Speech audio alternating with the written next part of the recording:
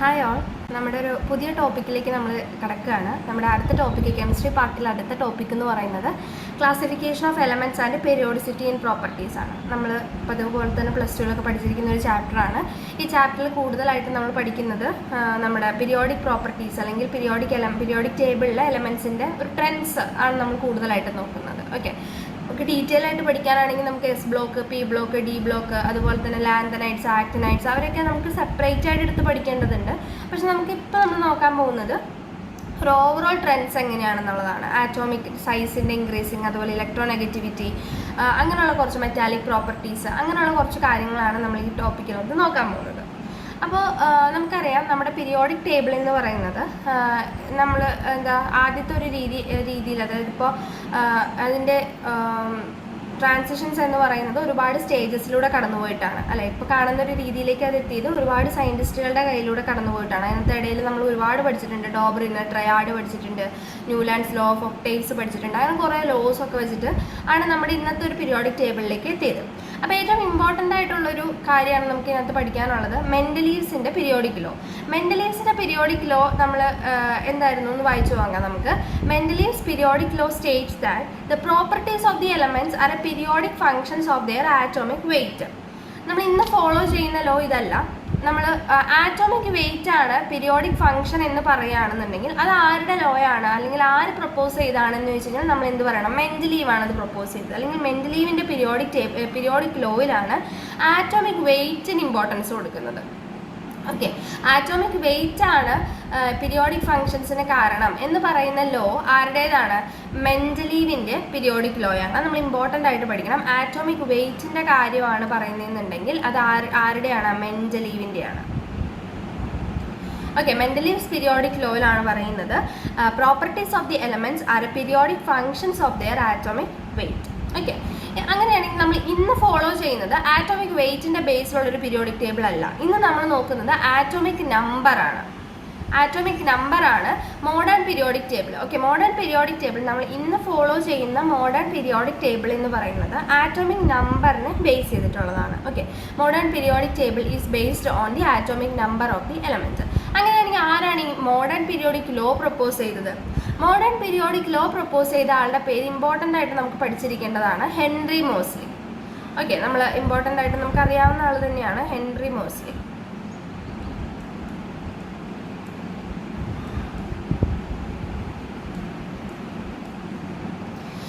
നമ്മുടെ x-ray diffraction method use ചെയ്തിട്ടാണ് Henry Moseley എന്ത് കണ്ടുപിടിക്കുന്നത്? നമ്മുടെ മോഡേൺ പീരിയോഡിക് ലോ അല്ലെങ്കിൽ മോഡേൺ പീരിയോഡിക് ലോ പ്രപ്പോസ് ചെയ്യുന്നത് എക്സ്റേ മെത്തേഡ് വെച്ചിട്ടാണ്. ഓക്കെ,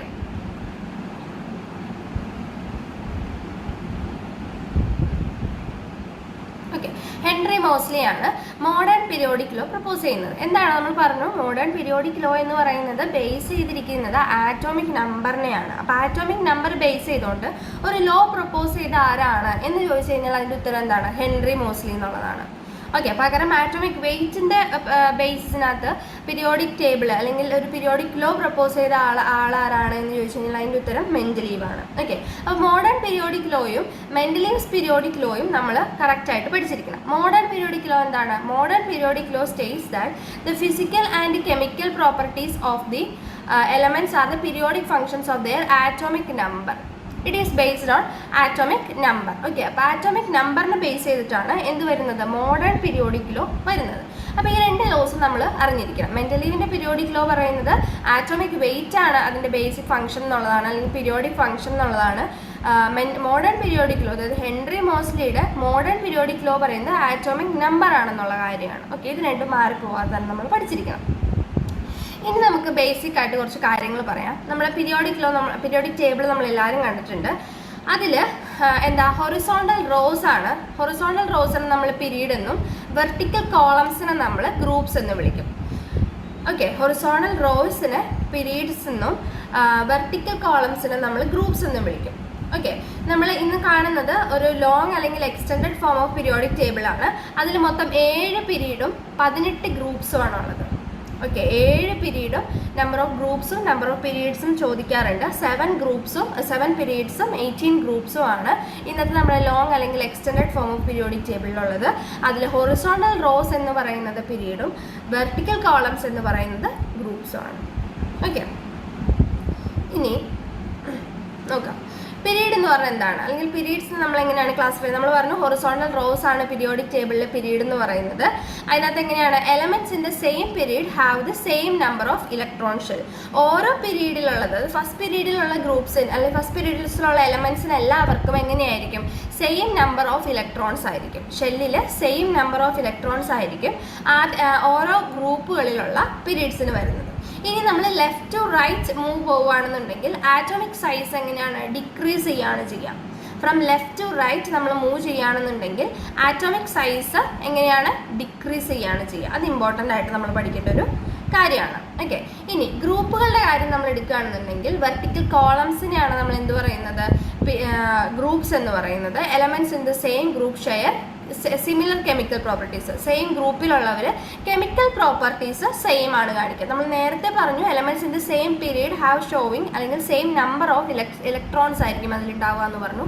ഇവിടുത്തെ ഗ്രൂപ്പ്സിന്റെ കാര്യം നമ്മൾ പറയുമ്പോൾ അവരെങ്ങനെയാണ് സിമിലർ കെമിക്കൽ പ്രോപ്പർട്ടീസ് ആണ് കാണിക്കുക. ഇനി group number indicate the number of വാലൻസ് electron. എത്ര വാലൻസ് ഇലക്ട്രോൺ ആണ് എലമെന്റിലുള്ളത്, എത്ര വാലൻസി ആണ് അതിനുള്ളതെന്ന് അറിയണമെന്നുണ്ടെങ്കിൽ അതിന്റെ ഗ്രൂപ്പ് നമ്പർ ഏതാണെന്ന് നമ്മൾ പഠിച്ചാലും മതി. അതാണ് പീരീഡും ഗ്രൂപ്പും നമ്മൾ പഠിക്കാനുള്ള. എത്ര പീരീഡ് ഉണ്ട്, എത്ര ഗ്രൂപ്പ് ഉണ്ട്, എങ്ങനെയാണ് അവർ അറേഞ്ച് ചെയ്തിരിക്കുന്നത് എന്നുള്ളത് മാത്രം നമ്മളൊന്ന് കാര്യമായിട്ട് പഠിച്ചേക്കാം. ഇനി നമുക്ക് ഓരോരോ ട്രെൻഡുകൾ നോക്കാം. അതായത് ആറ്റോമിക് സൈസ്, അതാണ് നമ്മൾ ആദ്യം നോക്കാൻ പോകുന്ന ട്രെൻഡ്. ആറ്റോമിക് സൈസിന്റെ പ്രത്യേകത എന്ന് പറയുന്നത് അത് decrease across a period due to increased effective nuclear charge.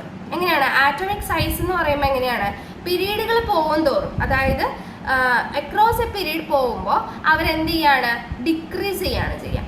Okay, atomic size decreases across a period due to increased effective nuclear charge. Okay, അപ്പോൾ എഫക്റ്റീവ് ന്യൂക്ലിയർ ചാർജ് ഇൻക്രീസ് ചെയ്യുകയും നമ്മുടെ ആറ്റോമിക് സൈസ് എന്ത് ചെയ്യാണ് decrease ചെയ്ത് വരികയാണ് ചെയ്യുക. Okay, atomic സൈസിന്റെ കാര്യം പറയുമ്പോൾ ലെഫ്റ്റ് ടു റൈറ്റ് പോകുന്ന സമയത്ത് എങ്ങനെയാണ് അവർ പീരീഡ് ഡിക്രീസ് ചെയ്യാണ് ചെയ്യുക. അതുപോലെ തന്നെ എഫക്റ്റീവ് ന്യൂക്ലിയർ ചാർജ് എങ്ങനെയാണ് ഇൻക്രീസ് ചെയ്യാണ് ചെയ്യുക. അതായത് ഒരാൾ നടക്കാൻ ഇറങ്ങിയെന്ന് വിചാരിക്കുക, ഒരു പോയിന്റിൽ നിന്ന് അടുത്ത പോയിന്റ് വരെ എത്തുമ്പോഴത്തേക്ക് എന്താവും അവരുടെ ആറ്റോമിക് സൈസ് എന്ത് ചെയ്തിട്ടുണ്ടാവും ഡിക്രീസ് ചെയ്തിട്ടുണ്ടാവും, കുറഞ്ഞിട്ടുണ്ടാവും. ഓക്കെ, പക്ഷെ എഫക്റ്റീവ് ന്യൂക്ലിയർ ചാർജ് എങ്ങനെയാണ് ഇൻക്രീസ് ചെയ്യാണ് ചെയ്യുന്നത്. Increases down a group due to additional electron shell. പക്ഷെ എങ്ങനെയാണ് മുകളിൽ നിന്ന് താഴത്തേക്ക് വീഴുകയാണെന്നുണ്ടെങ്കിൽ, ഓക്കെ, അതായത് ഗ്രൂപ്പുകളുടെ കാര്യം പറയണം. മുകളിൽ നിന്ന് താഴത്തേക്ക് വീഴുകയാണെന്നുണ്ടെങ്കിൽ അയാളുടെ സൈസ് എങ്ങനെയാണ് അങ്ങോട്ട് കൂടും. ഓക്കെ, ലെഫ്റ്റ് ടു റൈറ്റ് ആയിട്ട് നടക്കുന്ന സമയത്ത് ആറ്റോമിക് സൈസ് കുറയുകയും മുകളിൽ നിന്ന് താഴത്തേക്ക് വീഴുന്ന സമയത്ത് ആറ്റോമിക് സൈസ് ഇൻക്രീസ് ചെയ്യാണ് ചെയ്യാം. ഓക്കെ, അപ്പോൾ atomic size decreases across a period due to increased effective nuclear charge. Down a group അവരെങ്ങനെയാണ് ഇലക്ട്രോൺസിൻ്റെ ഇങ്ങനെ അഡീഷൻ വരും തോറും അവരെന്താണ് ഇൻക്രീസ് ചെയ്ത് വരും. ഓക്കെ, അവരുടെ ആറ്റോമിക് സൈസ് ഇങ്ങനെ കൂടി വരും. അയണൈസേഷൻ എനർജിയാണ് അടുത്തത്. അയണൈസേഷൻ എനർജി എന്ന് പറഞ്ഞാൽ എന്താണ്, നമ്മുടെ ഇലക്ട്രോണിനെ റിമൂവ് ചെയ്യാനായിട്ട് ആവശ്യമുള്ളൊരു എനർജി. നമ്മൾ ചെറിയ ക്ലാസ്സുകളിൽ പഠിച്ചിട്ടുണ്ട്. ഇലക്ട്രോൺസിനെ റിമൂവ് ചെയ്യാനായിട്ട് ആവശ്യമുള്ള എനർജിയാണ്. അതെങ്ങനെയായിരിക്കും increases across a period decreases down a group. Okay, period കൂടുന്തോറും അയണൈസേഷൻ എനർജി എന്ത് ചെയ്ത് വരും കൂടി വരും. നമ്മുടെ ഡൗൺ എ ഗ്രൂപ്പ് അതെങ്ങനെ വരും കുറഞ്ഞു വരും. ഓക്കെ, അടുത്തതാണ് ഇലക്ട്രോനെഗറ്റിവിറ്റി. എന്താ ഇലക്ട്രോനെഗറ്റിവിറ്റി? ഇലക്ട്രോനെഗറ്റിവിറ്റി എന്ന് പറഞ്ഞു കഴിഞ്ഞാൽ attraction and atom has for electron in a bond. ഒരു ഇലക്ട്രോണിന് ഒരു ബോണ്ടിനോടുള്ള അല്ലെങ്കിൽ an atom has for electron in a bond. Okay, അത് തമ്മിലുള്ളൊരു ബോണ്ടിനെയാണ് നമ്മൾ എന്ത് പറയുന്നത്, ആറ്റവും ഇലക്ട്രോണും തമ്മിലുള്ളൊരു ബോണ്ട് അല്ലെങ്കിൽ അട്രാക്റ്റിംഗ് ബോണ്ടിനെയാണ് നമ്മൾ എന്ത് പറയുന്നത് ഇലക്ട്രോനെഗറ്റിവിറ്റി എന്ന് പറയുന്നത്. ഇവരെങ്ങനെയാണ് അക്രോസ് എ പീരീഡ് ഇൻക്രീസ് ചെയ്യുകയാണ്, ഡൗൺസ് എ ഗ്രൂപ്പ് ഡിക്രീസ് ചെയ്യുകയാണ്. ഓക്കെ, അപ്പോൾ ഇവിടെ നമ്മൾ പഠിച്ച മൂന്നെണ്ണത്തിൽ ആകെ ഒരെണ്ണം മാത്രമാണ് എന്ത് ചെയ്യുന്നുള്ളൂ പീരീഡിനകത്ത് ഡിക്രീസ് ചെയ്യുന്നുള്ളൂ. അത് ആറ്റോമിക് സൈസ് ആണ്. ബാക്കി രണ്ടും എന്ത് ചെയ്തുവരെയാണ് അയണൈസേഷൻ എനർജിയും ഇലക്ട്രോനെഗറ്റിവിറ്റിയും ഇൻക്രീസ് ചെയ്യുകയാണ്. ഓക്കെ, അങ്ങനെ പഠിച്ചാൽ മതി. ആറ്റോമിക് സൈസ് മാത്രമാണ് അക്രോസ് എ പീരീഡ് കുറയുന്നത്. ഒരെണ്ണം പഠിച്ചു കഴിഞ്ഞാൽ മറ്റേത് തന്നെ നേരെ ഓപ്പോസിറ്റ് ആണ്. Okay, across a period decrease ചെയ്യാണ് ആറ്റോമിക് സൈസ്. ബട്ട് അയോണൈസേഷൻ എനർജിയും ഇലക്ട്രോനെഗറ്റിവിറ്റിയും അക്രോസ് എ പീരീഡ് എന്ത് ചെയ്യാണ് ഇൻക്രീസ് ചെയ്യാണ്, ഡൗൺസ് എ ഗ്രൂപ്പ് ഡിക്രീസ് ചെയ്യാണ്. ഇനി മെറ്റാലിക് ക്യാരക്ടറും നോൺ മെറ്റാലിക് ക്യാരക്ടറും നോക്കുകയാണെന്നുണ്ടെങ്കിൽ ലെഫ്റ്റ് സൈഡിൽ metals often found on the left സൈഡിലാണ് കൂടുതലായിട്ടും മെറ്റൽസ് കാണുന്നത്. നോൺ മെറ്റൽസ് കാണുന്നത് കൂടുതലും റൈറ്റ് സൈഡിലാണ്. Metallic character increases down a group and decreases across a period. Atomic size പോലെ തന്നെയാണ് മെറ്റാലിക് ക്യാരക്ടറും ഡിക്രീസ് ചെയ്യുകയാണ്. ബാക്കിയുള്ള ഇലക്ട്രോനെഗറ്റിവിറ്റിയും അയണൈസേഷൻ എനർജിയും ഇൻക്രീസ് ചെയ്യുമ്പോൾ ഇത് മാത്രം എങ്ങനെയാണ് നമ്മുടെ ആറ്റോമിക് സൈസും നമ്മുടെ മെറ്റാലിക് പ്രോപ്പർട്ടീസ് അല്ലെങ്കിൽ മെറ്റാലിക് ക്യാരക്ടറും എങ്ങനെയാണ് ഡിക്രീസ് ചെയ്യുകയാണ് ചെയ്യുന്നത്. അടുത്തതാണ് ലാന്തനൈഡ്സും ആക്ടിനൈഡ്സും. ലാന്തനൈഡ്സും നമുക്കറിയാം, നമ്മൾ ഒരു പീരിയോഡിക് ടേബിൾ എടുക്കുന്ന സമയത്ത് ലാന്തനൈഡ്സും ആക്ടിനൈഡ്സും എങ്ങനെയാണ് നമ്മൾ എവിടെയാണ് കാണുന്നത്? സെപ്പറേറ്റ് ആയിട്ടാണ് കാണുന്നത്. ബോട്ടം ഓഫ് ദ പീരിയോഡിക് ടേബിളിൽ നമ്മൾ സെപ്പറേറ്റ് ആയിട്ട് കൺവീനിയൻ്റ് ആയിട്ട് വെക്കുകയാണ്. ഓക്കെ, ഇതാണ് നമ്മളൊരു പീരിയോഡിക് ടേബിളിൻ്റെ ട്രെൻഡ് കാണിക്കാനായിട്ടുള്ള ഒരു ടേബിൾ എന്ന് പറയുന്നത് കേട്ടോ. ആറ്റോമിക് റേഡിയസ് എന്ത് ചെയ്യുന്നു, അതുപോലെ അയണൈസേഷൻ എനർജി എങ്ങനെയാണ്, അക്രോസ് എ പീരീഡ് എങ്ങനെയാണ്, അക്രോസ് എ ഗ്രൂപ്പ് എങ്ങനെയാണ് കേട്ടോ. ആറ്റോമിക് റേഡിയസിൻ്റെ കാര്യം നോക്കൂ, മുകളിൽ കൂടുതലാണ്, താഴത്തേക്ക് വരുന്തോറും അവരെന്ത് ചെയ്ത് വരുന്നു? കുറയുന്നു. ഓക്കെ, അതുപോലെ തന്നെ നമ്മുടെ ആറ്റോമിക് റേഡിയസിൻ്റെ കാര്യം നമ്മൾ പറഞ്ഞു. Electron affinity non metallic character കൂടി വരികയാണ് ചെയ്യുന്നത്. മെറ്റാലിക് ക്യാരക്ടർ കുറഞ്ഞു വരും. ഇവിടെ ആയിരിക്കും മെറ്റാലിക് ക്യാരക്ടർ കൂടുതൽ. ഇലക്ട്രോൺ എഫിനിറ്റി ആണ്. നമ്മളിപ്പോൾ പറഞ്ഞ കാര്യങ്ങളൊക്കെ തന്നെയാണ് ഇവിടെ നമ്മൾ ടേബിളിൽ കാണിച്ചിരിക്കുന്നത്. ഓക്കെ, അടുത്ത് നമ്മളൊരു കാര്യം പറയുകയാണ്. നമ്മുടെ കേട്ടോ പീരിയോഡിക് ടേബിളിൽ നമ്മൾ ഓരോ ഗ്രൂപ്പ്സിനെയും അല്ലെങ്കിൽ ഓരോ പീരീഡ്സിനെയും നമ്മൾ ഓരോ ഫാമിലി ആക്കിയിട്ടുണ്ട്. ഓക്കെ, ഓരോ ഫാമിലി നെയിമിലാണ് നമ്മൾ ഇവരെയൊക്കെ അറിയപ്പെടുന്നത്. അവരെ നമുക്കൊന്ന് പരിചയപ്പെടാം. അവരുടെ കാര്യം നോക്കുമ്പോൾ നമുക്ക് നോക്കാം. ആദ്യത്തെ നമ്മളിവിടെ ഇപ്പോൾ 18 ഗ്രൂപ്പാണുള്ളതെന്ന് പറഞ്ഞു. നമ്മളിത് 1, 2,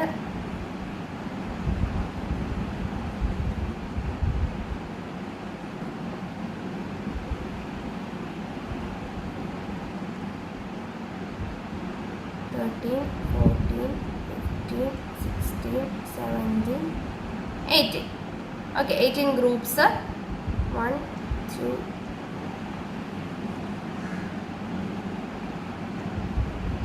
ഓക്കെ, 7 പീരീഡ് ഇങ്ങനെയാണ് നമ്മൾ പറയുന്നത്. ഓക്കെ, ഇതിൽ നോക്കാം.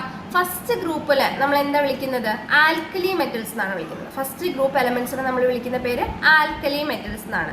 സെക്കൻഡ് ഗ്രൂപ്പ് നോക്കൂ, ആൽക്കലൈൻ എർത്ത് മെറ്റൽസ്. ഈ ലാന്തനൈഡ്സും ആക്ടിനൈഡ്സും ഈ പറയുന്നതിൽ ഒക്കെ വരും കേട്ടോ.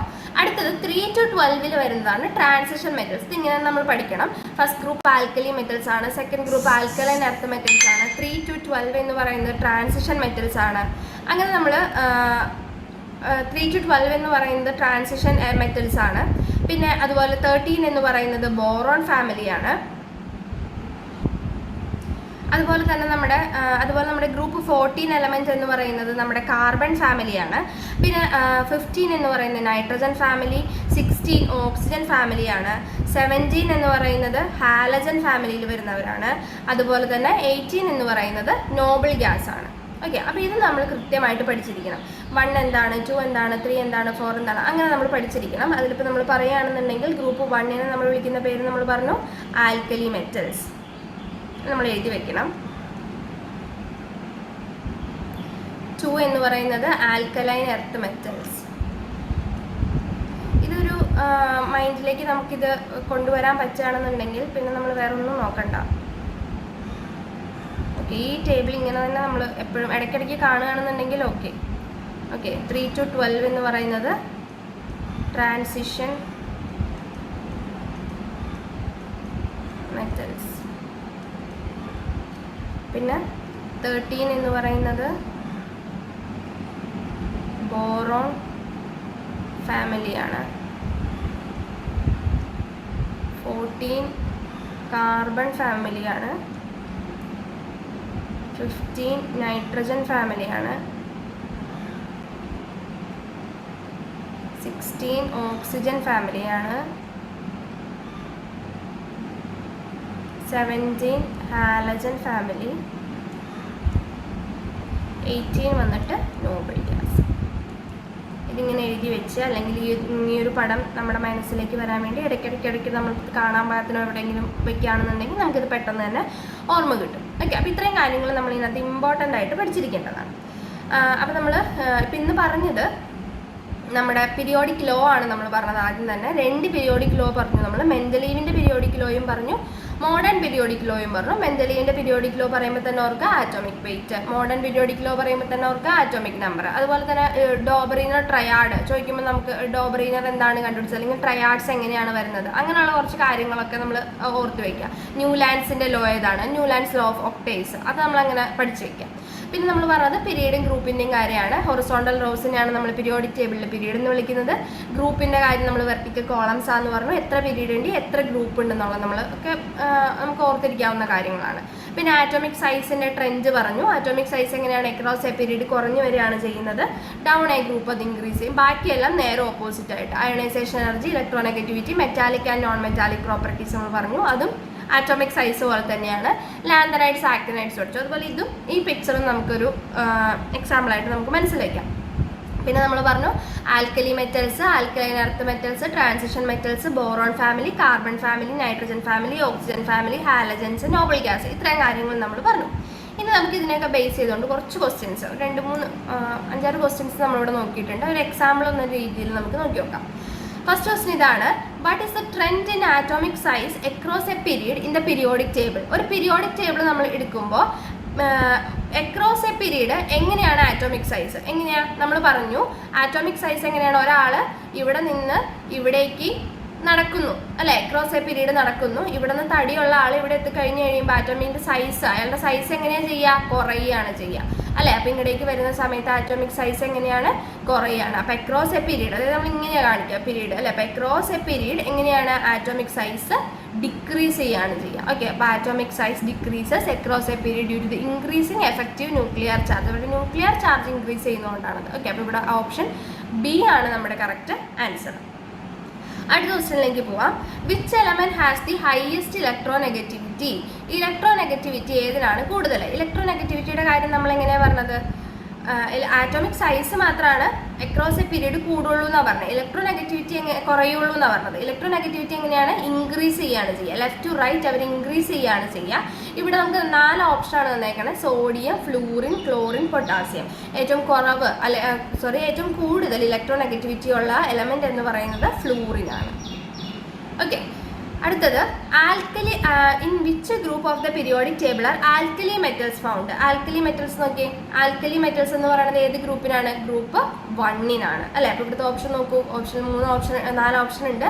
Group 1, group 2, group 3, group 17, group 18 എന്നൊക്കെയാണ് ഓപ്ഷൻസ് തന്നിരിക്കുന്നത്. അതിനകത്ത് ഏതായിരിക്കും, ഗ്രൂപ്പ് 1 ആണ് എന്ത് വരുന്നത്, ആൽക്കലി മെറ്റൽസ് വരുന്നത്. ഓക്കെ, അപ്പോൾ ആൽക്കലി മെറ്റൽസ് വരുന്ന ഗ്രൂപ്പ് ഏതാണ്, ഗ്രൂപ്പ് 1 ആണ്.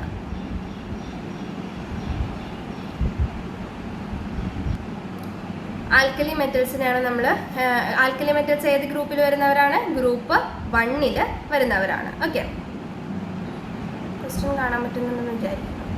ഓക്കെ, അടുത്തത് alkali metals are found in group 1 of the periodic table. ഇനി നമ്മുടെ 4th ക്വസ്റ്റ്യനിലേക്ക് പോവാം. What is the general trend in ionisation energy down a group. Ionisation എനർജിയുടെ കാര്യം എങ്ങനെയാണ് നമ്മൾ പറഞ്ഞത്, അപ്പോൾ നമ്മൾ ആറ്റോമിക് സൈസിനെ ഓർക്കുക. ആറ്റോമിക് സൈസ് നമ്മൾ എങ്ങനെയാണ് പറഞ്ഞത്, ആറ്റോമിക് സൈസ് നമ്മൾ പറഞ്ഞത് അക്രോസ് എ ഗ്രൂപ്പ് അല്ലെങ്കിൽ down a group atomic size എന്ത് ചെയ്യാന്ന് പറഞ്ഞത്, ഇൻക്രീസ് ചെയ്യാന്നാണ് പറഞ്ഞത്. ഓക്കെ, ബാക്കി എല്ലാ കാര്യങ്ങളും എങ്ങനെയാണ്, കുറയാണ് അല്ലേ.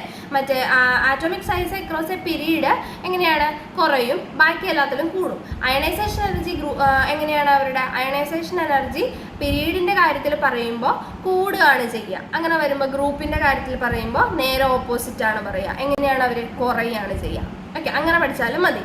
What is general trend in ionization energy down a group. Okay, എങ്ങനെയാണ് അവർ ഡിക്രീസ് ചെയ്യാണ് ചെയ്യുക. Ionization energy generally decreases down a group due to down a group. അത് മതി കേട്ടോ, ഡൗൺ എ ഗ്രൂപ്പ്. ഓക്കെ, അപ്പോൾ എന്താണ് നമ്മളിപ്പോൾ പറഞ്ഞ പോലെ പഠിച്ചാൽ മതി. അപ്പോൾ അത് ഡിക്രീസ് ചെയ്യാണ് ചെയ്യുക എന്നുള്ളതാണ്. ഓപ്ഷൻ ബി ആണ് കറക്റ്റ് ആൻസർ. ഓക്കെ, ഇനി നമ്മുടെ 5ാമത്തെ ക്വസ്റ്റ്യൻ നോക്കാം. Which element is A noble gas. Noble gas എന്ന് പറയുമ്പോൾ നമ്മൾ അതിനകത്ത് ഏത് ഗ്രൂപ്പിലാണ് പറയണതെന്നുള്ളത് നോക്കണം. ഏത് ഗ്രൂപ്പിലാണ് നമ്മൾ നേരത്തെ പഠിച്ചത്, നോക്കൂ ഇവിടെ നോക്കൂ. നോബിൾ ഗ്യാസസ് വരുന്നത് 18th ഗ്രൂപ്പിലാണ്. ഓക്കെ, അപ്പോൾ 18th ഗ്രൂപ്പിലുള്ള ഏതോ ഒരു എലമെന്റ് ആണ് ഈ ഓപ്ഷനിൽ തന്നിരിക്കുന്നതിനകത്ത് നോബിൾ ഗ്യാസ്. നോക്കൂ, ഓപ്ഷൻ നോക്കൂ, ഓക്സിജൻ, നിയോൺ, സൾഫർ, ഫോസ്ഫറസ്. ഏതാണ്, നിയോൺ ആണ് കറക്റ്റ് ആൻസർ. നിയോൺ ആണ് നമ്മുടെ correct answer. Noble gases are found in group 18 of the periodic table and neon is one of them. Okay, അടുത്ത ക്വസ്റ്റ്യനിലേക്ക് പോവാം. 6th question. Oxidation, what is the characteristics oxidation state of alkaline earth metals? +1 സ്റ്റേറ്റിലാണോ, +2 സ്റ്റേറ്റിലാണോ, -1 -2? നമ്മൾ എപ്പോഴും പഠിച്ചിട്ടുണ്ട്, പണ്ടേ പഠിച്ചിട്ടുണ്ട് നമ്മൾ. Alkaline earth മെറ്റൽസിന്റെ oxidation state എന്ന് പറയുന്നത് എത്രയായിരിക്കും? +2 ആയിരിക്കും. ഇവിടുത്തെ ഓപ്ഷൻ ബി ആണ് correct answer. Alkaline earth metals എന്ന് പറയുന്നത് ഓക്സിഡേഷൻ സ്റ്റേറ്റ് +2 ആയിരിക്കും. ഓക്കെ, അടുത്ത ക്വസ്റ്റ്യൻ, ലാസ്റ്റ് ക്വസ്റ്റ്യൻ ആണ് നമ്മുടെ. Which group of elements as known as halogens? നമ്മൾ നോക്കാം, നമുക്ക് മുകളിലേക്ക് തന്നെ പോയി നോക്കാം. ഹാലജൻസ് ഏതാണെന്ന് അറിയണമെങ്കിൽ നമ്മുടെ ടേബിൾ വന്നു. ഹാലജൻസ് ഏതാണ്? ഗ്രൂപ്പ് 17 ആണ്. നമ്മൾ ഓപ്ഷനിലേക്ക് വരാം. ഏതൊക്കെയുണ്ട് ഓപ്ഷനിൽ? ഗ്രൂപ്പ് 1 ഉണ്ട്, ഗ്രൂപ്പ് 2, ഗ്രൂപ്പ് 17, ഗ്രൂപ്പ് 18. ഏതാണ് നമ്മുടെ ഓപ്ഷൻ? ഗ്രൂപ്പ് 17 ആണ് നമ്മുടെ ഓപ്ഷൻ, അതായത് ഓപ്ഷൻ സി ആണ്. Okay, the halogens are found in group 17 of the periodic table. Okay, അപ്പം നമുക്ക് ഈ ഒരു ടോപ്പിക്കിൽ നിന്ന് കോമൺ ആയിട്ട് നമുക്ക് പഠിക്കാനുള്ള കാര്യങ്ങൾ എന്ന് പറയുന്നത് ട്രെൻഡുകളാണ്. ട്രെൻഡുകൾ across A group, across a period എങ്ങനെയാണ് കൂടുന്നത്, ഡൗൺ എ ഗ്രൂപ്പ് എങ്ങനെയാണ് കൂടുന്നത്, കുറയുന്നത് എന്നുള്ള കാര്യങ്ങളൊക്കെ നമുക്ക് ഇമ്പോർട്ടൻ്റ് ആയിട്ട് പഠിക്കാനുണ്ട്. പിന്നെ അതുപോലെ നമ്മൾ ഫാമിലി ആയിട്ട് ക്ലാസിഫൈ ചെയ്തിരിക്കുന്ന കുറച്ച് കാര്യങ്ങൾ, ഇന്ന ഗ്രൂപ്പിൽ പെട്ടത് ആരാണ്, അല്ലെങ്കിൽ ഇപ്പോൾ ബോറോൺ ഫാമിലിയിൽ വരുന്നൊരു എലമെൻ്റ് ഏതാണ്, അങ്ങനെയൊക്കെ ചോദിച്ചു കഴിഞ്ഞാൽ നമുക്ക് പറയാനായിട്ട് പറ്റണം. ഓക്കെ, അങ്ങനെയുള്ള കുറേ കാര്യങ്ങളാണ് നമുക്ക് ഈ ചാപ്റ്ററിൽ പഠിക്കാനായിട്ടുള്ളത്. അപ്പോൾ എല്ലാവർക്കും മനസ്സിലായെന്ന് വിചാരിക്കുന്നു. Thank you.